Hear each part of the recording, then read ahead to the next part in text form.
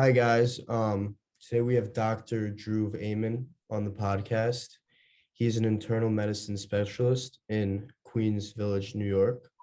He attended and graduated with honors from New York Institute of Technology, College of Osteopathic Medicine, and he's here to speak to us today about what it is to be a doctor and about medicine in general. Okay, so Dr. Dhruv, tell us, how did you go to a path of becoming a doctor? Well, my father's a doctor, so I'm sure, like every Indian, you're almost forced to be a doctor, your parents and everything else. And then me being who like everyone else, I actually graduated with a degree in computer science and economics. So clearly I had different ideas. And then I graduated and realized I didn't want to make rich people richer, if that makes sense.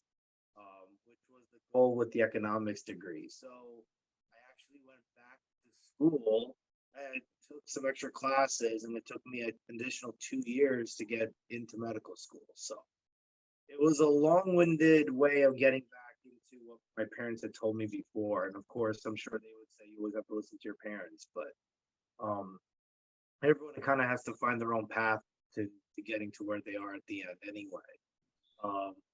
My thing, I got lucky because I got to see what dad did after college, and I realized it was a lot more than what I thought it was. You build relationships with people like more than any other profession. So that's what probably led me more, was that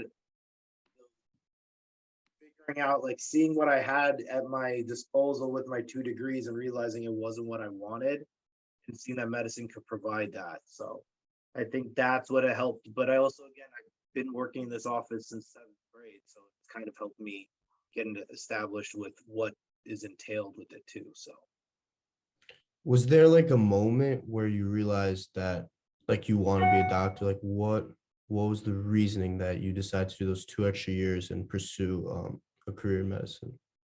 I mean, I went on a couple interviews, not to date myself, but like I graduated at a bad time when the internet bubble burst.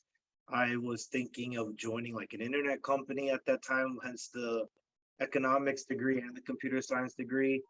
Google wasn't what it is now. Facebook wasn't what it is now. Amazon wasn't what it is now. I don't know what would happen if they were, because that would have been my end goal for a company like that. Um, but it was mostly when I was on interviews and nothing gave me passion. And then like the things that they would tell you, it's just, you realize this wasn't what you wanted to do.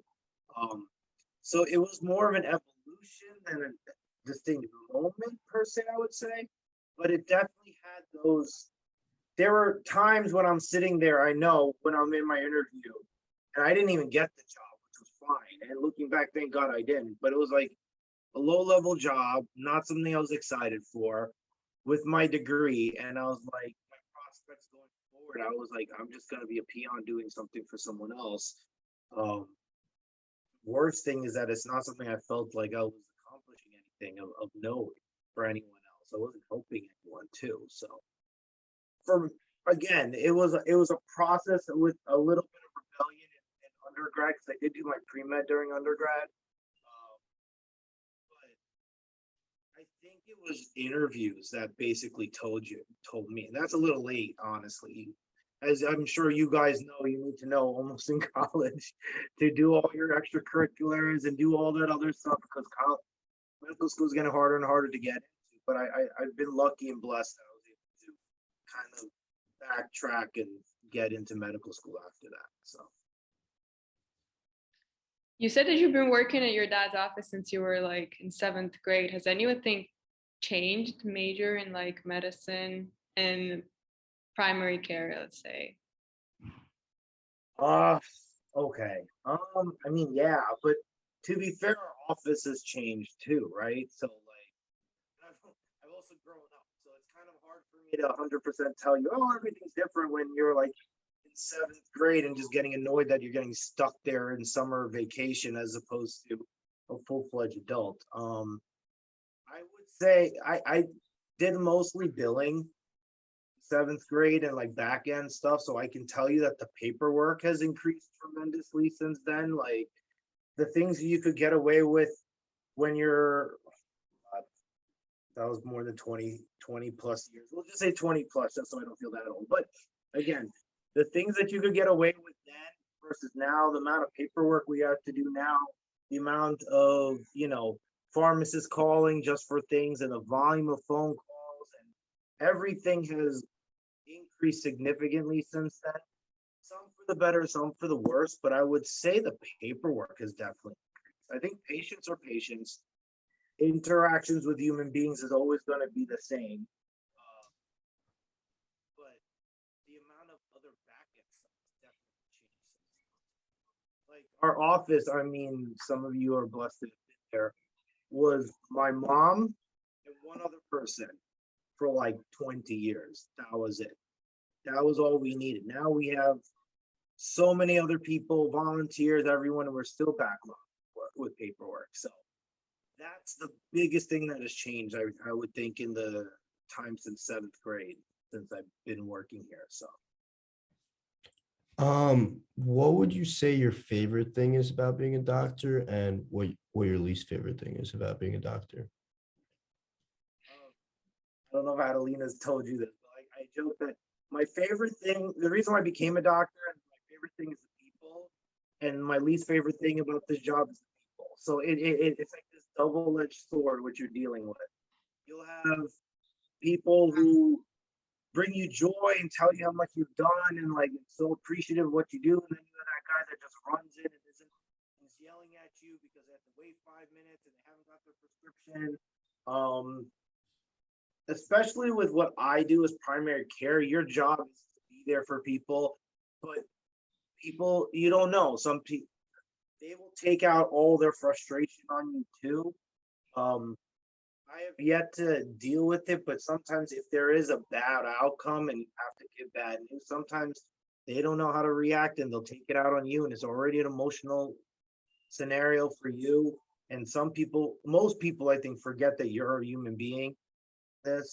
But honestly, in our office, it's been a little different because they've seen me here since 7th grade. They've seen my father for 30 years. So they have that relationship with you, and I think that changes as you progress. Especially in primary care, when you build that relationship will also ease some of the issues that they may have had if you were a new doctor. So if they have to wait an hour, but they know you for 30 years, they'll wait the hour or two just to come see you. But some of it, mostly hours, I would say is the problem. But that's natural. And also it's our own practice. So we're going to be working a lot harder than someone who works for a clinic. But it's also more fulfilling because of that too. So Do you remember like the case that was the most interesting in your practice? in my practice or in general? In general. My favorite and I think interesting case, it also highlights how goofy I am, was I had a patient in medical school who was diagnosed with porphyria. And I had just watched the episode of Scrubs where JD had left the urine out on the windowsill and it turned purple. That's how they diagnosed that the guy had porphyria. So I had asked my resident to write an order to put the urine out on the windowsill to see if it turns purple, and he actually wrote it. And that was one of the more empowering moments. I still can't believe to this day that I got a resident to put urine in bag and leave on windowsill as an order. I should have taken a picture of it. But it was also that moment too when you go through where I knew more about that patient because no one else wanted to deal with them than anyone else, including the resident or the attending. The attending go to me as a third-year medical student, asking me questions about it and asking me what we should do. And I'm doing research and I'm saying we should do this and we should try to take care of him. He was there for like 2 to 3 weeks in a 6-week rotation. So you can imagine that big chunk of my medicine rotation was dealing with him. And that was an interesting case for multiple reasons. Personal, because first time I felt like I was the doctor in charge, even though I was a medical student. Secondly, because it was an interesting case, and third, mostly because I got to write a goofy order that I don't think I'll ever get to to equal in my career. So yeah, that was a defining, probably my most interesting case that I can think of off the top of my head. How would you say that having your own clinic and working for yourself differs from working in a public clinic, in a public space where you're working for someone and you have to, report to someone? I mean, I already report to someone. I work for my parents, so that's like worse than having a boss, right? Because you can't Right. actually argue with your boss, right? Here, like right now, this is the only office where I'll tell the office manager to do something. She's like, yeah, don't listen to him. She'll go to all the other people, like, yeah, don't listen to him, do what I want to do. So in some ways, my boss is a lot worse than the public. But the difference is that like I can be here till 11 or 12 and it doesn't hurt, or you're not as frustrated because it'll go back into our pocket, if that makes sense. So it's a difference between big business and a small business. So that's the difference, I think, with our office. But it also gives us flexibility, and I think a ability to give care to smaller, I mean, to patients that a small practice can do as opposed to a big one, where you want them as your patient. They have been your patient for a while. So because it's our practice and you're not part of a clinic with other doctors to accommodate and other staff members that aren't your employees, you can be like, they come in late, like, okay, we'll take you, even though the office is closed, it gives you a little bit more flexibility. If I want to take days off, I just ask them, they can give me days off that way too. Not that I get many, but it's the nice thing about what we do, and I think it's tough because I see most of my peers not doing it, is that you can go and open your own practice and be your own boss, unlike in other places. You are the business. Your ability is what's going to dictate what the office is going to be, right? But after also a certain point, you get to, these are your patients. They're not this like pro health or whatever patient, they're your patient.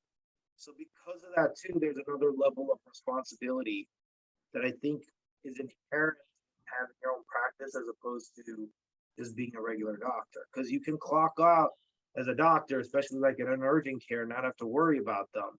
Well, here you're gonna have to face them again too. So I think that's the biggest difference, is that because it's more small practice, small business, that changes the dynamic than just private versus public. Did you ever think of going to work at a hospital, or you always wanted to work here at the office? I mean, okay, they're two different things, right? Have I ever thought of being a hospitalist where I only see patients in the hospital? No, I actually hate inpatient medicine. Have I thought of working at a clinic? I mean, I've been offered it before, which was nice. But kind of like what I was alluding to, it's not so much about the money. It has much more to do with, this is our practice. I've been working here for how long? My dad's been here for 30 years. These are our patients. There's that responsibility and there's that love that you may get for patients that you hope is mutual, and that responsibility that you would think, hey, okay, this is why I wanted to come here, because these are our patients. The hospitalist part, I always hated hospital medicine, not to underwrite or undercut what they do. It's just very different. It felt almost like machine medicine, where you're going in there and your only goal is to get them out. My job right now is to go in there and be like, okay, I see this patient, I'm gonna get them out in 2 days. You're not spending any time with them. You're not learning who they are. I mean, you can, but it's counterproductive for what you do. You're not building a relationship with them. And again, it's like, this is not a person. This is a patient. This is a patient that I got to take care of and get out. A nameless, you can change their name. You can change their back history. You can change their family orientation. It doesn't matter. This is a 45-year-old male with GERD and an ulcer who has a GI bleed. While here, they're Tony. I've seen them for 10 years. I met them when they were single, then they got married, now they have their kid, and now they're coming in with an ulcer, right? So that continuity of care is completely lacking. Some people love because they don't want to deal with that, but it was what appealed to me in primary care, and that's probably why I never would go to even urgent care, let alone hospital medicine of my own volition, because again, I'm losing that aspect that's probably one of the saving graces of what I do. So Have you ever thought about possibly specializing or working in a different area of medicine, or were you always set on primary care? I think I'm atypical because I was always set on primary care. My brother's a cardiologist. It's funny because I went osteopathic, and back when I was doing it, we actually had osteopathic like fellow residencies and fellowships, and they prioritize osteopathic graduates. So there was a GI program that was trying to look for other people, and I knew I could get in. And I was looking at my friends, I was like, we could have been GI doctors if we actually tried, you know. Now that opportunity is not common. I'm not saying I'm some wonderkind that like everyone knows that like I could have gone in. I'm just saying that was an opportunity that came forward to me, and I brushed it aside because I actually like continuity care. I like patient care. So that would have been, I think, thrown to the wayside if I did that. Money would have been better. Hours would have been better. I'm sure my wife would have been happier if I did that. But truth is that you got to do what you love. You don't go into medicine now because of money, because that's the dumbest reason to go in now. The amount of years you spend getting in, and plus the 2 extra years it took me to get in too.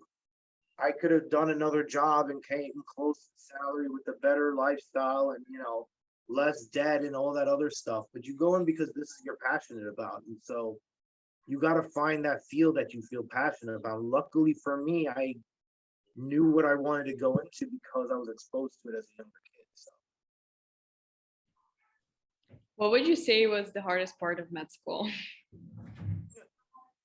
um I think the hardest part for me, because I went to my school had rolling tests. And I mean, they keep changing their guidelines. So I've seen how the med students now, because I have med students rotating with us, tell me how it is now. But I think the hardest thing about med school was finding that rhythm on how to study and knowing that like this will work for me going forward. Once you get that in, it becomes rudimentary. You know what to do. I know I have to do this. If I do this, I can get this. If I study this, if I get these patterns, but you're not ready for it. It's like finals week every day, every week for 2 years. And if you let up, it'll catch you, you know? And I think that's part of that's my school because my brother didn't have that like experience, but my brother's also I'm not putting myself down, but my brother's very smart. So he's a very different human being. So, and he went to a very different school. But I think for the normal people, the rest of us in the world, it's getting a routine that will work for you that you know will get you through it. Because I know a lot of people in my school that didn't have the proper pattern or the proper set or whatever worked for them, and they failed out. They got into trouble with it. And that's probably the most important thing, I think. And the hardest thing about med school was that. Um, I remember thinking, oh man, I'm never going to be able to do this. I'm not going to be able to watch TV. You can get all that in. It's just you got to plan and make sure you get everything in a line that you get your stuff done so that you can do the rest of that too. And that took me a good 3 or 4 months before I felt comfortable being a medical student. And then I could settle down and then focus on studying and like learning as opposed to fear of failing because I wasn't doing my work. So You talk about the importance of having a routine in medical school. Would you be able to run us through like a day in the life as a medical student, how you kind of went through your day and what you did to succeed? I mean, okay, take it with a grain of salt. I'm an old man now. It's been like 15 years since my first year of medical school. But the way our school worked at the time was that we had blocks. So we would learn like cardio for a month. Actually, that was 3 months, but I'm giving you as an example, right? Durham was a month. So you're going to learn everything for derm for 4 weeks, and then you had a test at the end. If it was a longer one, you'd have a midterm and then the last test, and that's how it goes. So for me, what I learned, well, let me preface it. I'll tell you what I did, and I'll tell you what I really wish I did. Okay. So I would go to class. I'm not a good class person, but I knew I needed structure. So if I went, I would go and I at least retain at least 30% if I go there. And then I would go home and review everything that was there because I knew it was fresh. And I would at least run through the PowerPoints with whatever notes I had at least one time. And then before I went to bed, I would do it at least one more time just to try to retain as much as I knew. And I also didn't kill myself if I didn't remember everything because I was like, I have it in a month, so I don't need to know it now, right? And that first week after your test, I used to take it a little bit easier because I just killed myself the week before to study for that test. So I need some downtime, otherwise I'm going to explode, right? But things shift. I know my school now has weekly quizzes, so you're not allowed to take your foot off the accelerator as much as I used to. But again, that's just an adjustment. You'll know how you can do it. Maybe you give yourself an hour early on. As I've gotten older, I've realized I actually work better in the morning as opposed to late at night, but I used to push myself late at night in medical school. I'm sure I would have done much better if I had done it earlier. But those are things you're going to learn as you go. And again, you guys in undergrad will know your habits already, so that way you'll just implement it as you go forward. But that was my thing, is that I would let up, but I wouldn't let up nearly as much as I did in undergrad, right?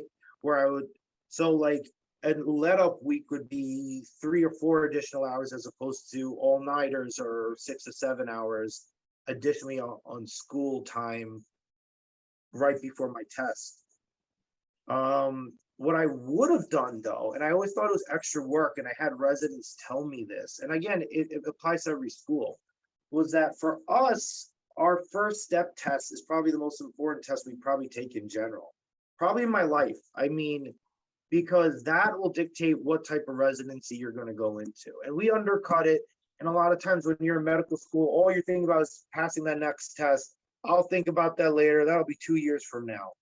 But for me in my school, I think the best thing would have been, I should have taken what I learned in school, transposed it into my board prep for the future, and studied both at the same time. Because some of the board questions weren't stuff that was going to be on my test. So for me, I was like, forget the board stuff, I'll deal with it later. But then it became overwhelming at the end when I had to relearn it because it was different than what I was doing at the time. And the most important thing I think I can tell you guys, and this helped me so much. And again, if you guys go to NYT, I have more information about that because clearly I graduated from there. But what I learned was make friends with the upperclassmen. Make friends with that second year class, or especially a third or fourth year, because they're going to know how your school operates, what to do for your school, what are the ins and outs, which teacher you need to focus on, which teacher is easier, what you should do. Should you go to anatomy class? Should you not? Should you go talk to that fellow? Should you be best friends with that fellow so they can give you the inside information? Because again, a lot of things I learned were geared towards my school. They're not going to be relevant for you. It's not going to be like, hey, you need to go on Tuesday when Dr. Hill is giving his anatomy lecture because he gives away all the test questions then. Do you understand what I mean? And again, that's like in every school, but it's so much more important when you're in medical school because there's so much more information.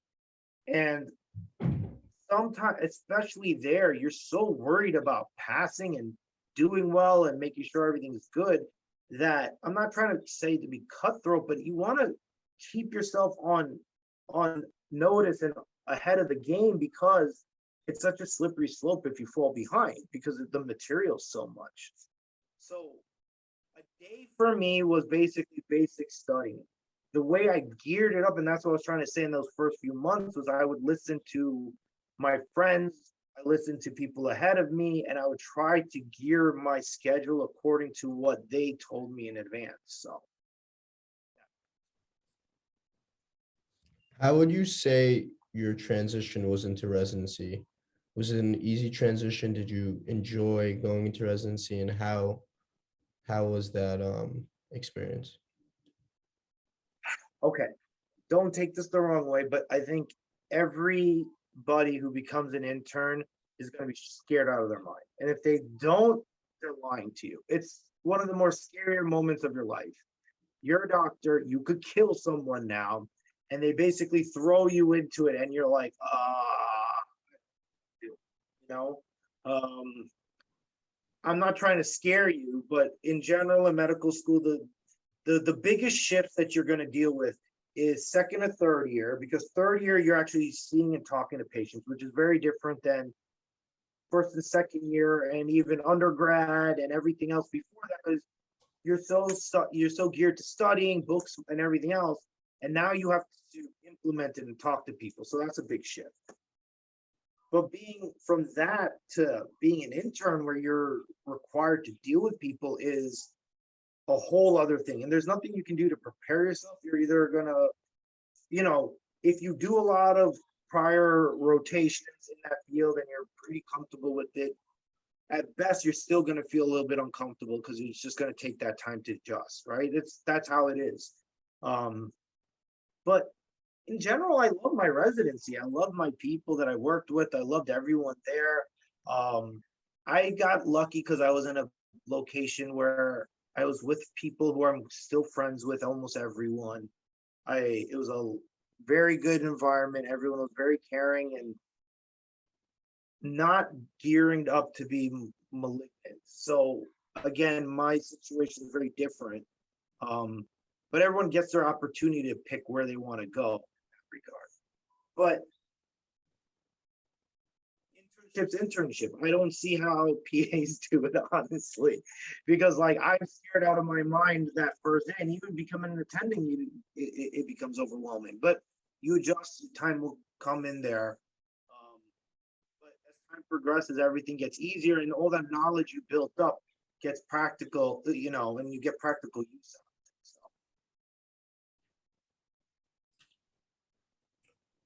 it. So that's all the time we have for today. I appreciate for everybody that was listening, and thank you so much again for coming and talking to us. Pleasure. Thank you, Dr. Drew. Thank you guys. Have a good night.